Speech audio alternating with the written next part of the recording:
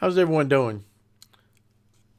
Today, I listen to our news and I look up the facts on what I'm hearing. Italy's closing down the whole country because of the virus, the coronavirus. I think we had 8 deaths in Washington State so far. Most of them in the nursing home. People were elderly, already sick, in bad health. And then we're hearing about some new cases. Uh, I started Googling some different things that came to mind, and I looked up how many people die from the flu each year. And this year we've had 56,000 people that have the flu. We've had 14,000 people die. We've had 250,000 people that's been hospitalized. Now, this is from the flu. And then I go to looking for pneumonia, and we've had over 50,000 people that have died from pneumonia last year. And again, 250,000 people that was seeking treatment. And the thing about pneumonia, you've got viral, you got bacteria, and you got fungal. You're not hearing this in the news about the pneumonia because that's what usually you hear about elderly people or somebody older and sick. That's what usually happens. They get pneumonia, you get fluid in the lungs, and they die. So then back last summer, I got bit by a tick, and I got curious about how many people died from tick bites. And from 1985 to 2019, there's 12 people have died.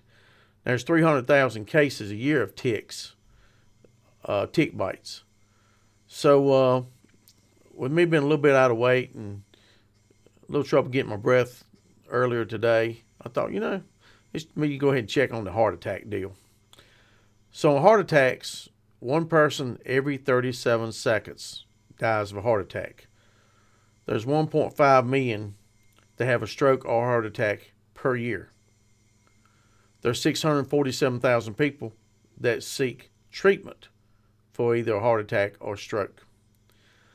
So as the day went on and I heard more and more of the news, there's one thing I didn't hear. And I think all of you will be in agreement. We hear about the Surgeon General. We hear what Mike Pence is going to do. We hear what President Trump's going to do. But we don't hear anything from Nancy Pelosi. We don't hear nothing from Pencil Neck Schiff. And we're not hearing anything from Nadler, Jerry Nadler. Those three have promised they're going to take Trump down. They're going to make sure he's not reelected. They tried the Russia collusion. They tried the impeachment hoax. But after the impeachment, they got quiet. And now you have to wonder just how much are they involved with this virus that's going around. Wonder if we don't need to get their phone records and check their phone records or text and find out who they've been talking to. I'd be real curious. One other thing I did research today, and that was diabetes, since I'm type 2. There's 79,585 people died from diabetes last year. That's more than breast cancer and AIDS. More people die from diabetes than people with breast cancer and AIDS. 1 out of 11 people in the world have diabetes. That's over 415 million people that have diabetes in the world.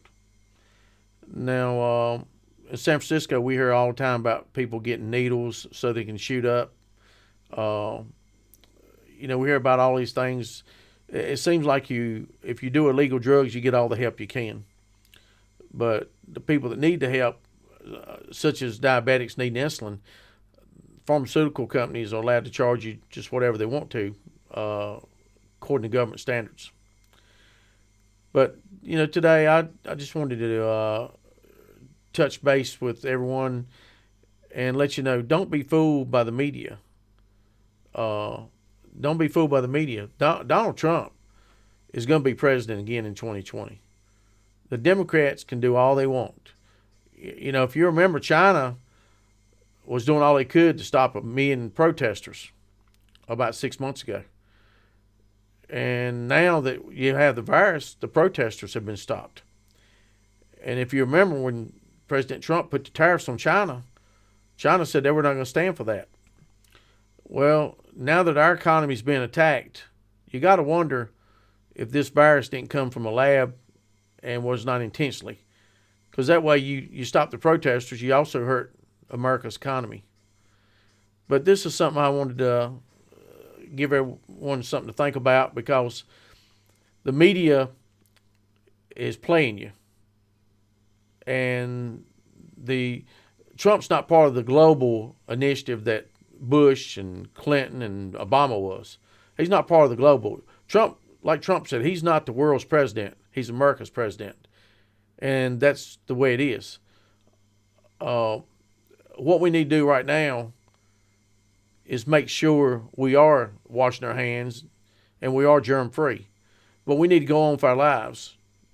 And we need to stop them scaring us to death to go out of our own house. We got more things to worry about than a coronavirus. Now, in 3 or 4 weeks, this will be part of history, just like all the other viruses or diseases that we've had during election times. But right now, the media is playing mind games, and they're living rent-free in your head. And you need to put a stop to it. We've got to stand up for Donald Trump. We've got to make sure Donald Trump is elected again in 2020. So I know most of you read the news, listen to the news, but the one thing that you've seen is election night, they claimed Hillary was up to 17 points. How'd that work out? The media has turned into where they make the news, they do not report the news. And that's one thing all of you need to realize, is we no longer have a real media. We no longer have what you call real news. We got fake news. We got fake medias. So from someone that's been in the middle of it, someone that was on election night on stage that saw reporters from CNN cry because Trump won, they were so upset that Hillary lost. From someone that's been at the Trump rallies and seen things be staged to try to make President Trump look bad, believe me, you're being conned right now. You're being conned good, because it's done globally, not just by the media here. It's global, worldwide. It's conning you. And don't let them do it. We need to put a stop to it. So I'm asking you, be smart, be safe, but go on with your life. Don't let the media control you. So this is all I got to say this time. I'll be back soon. Don't know what I'll be talking about next, but I'm sure it'll be interesting. It'll be good. Thanks, everyone, for your support.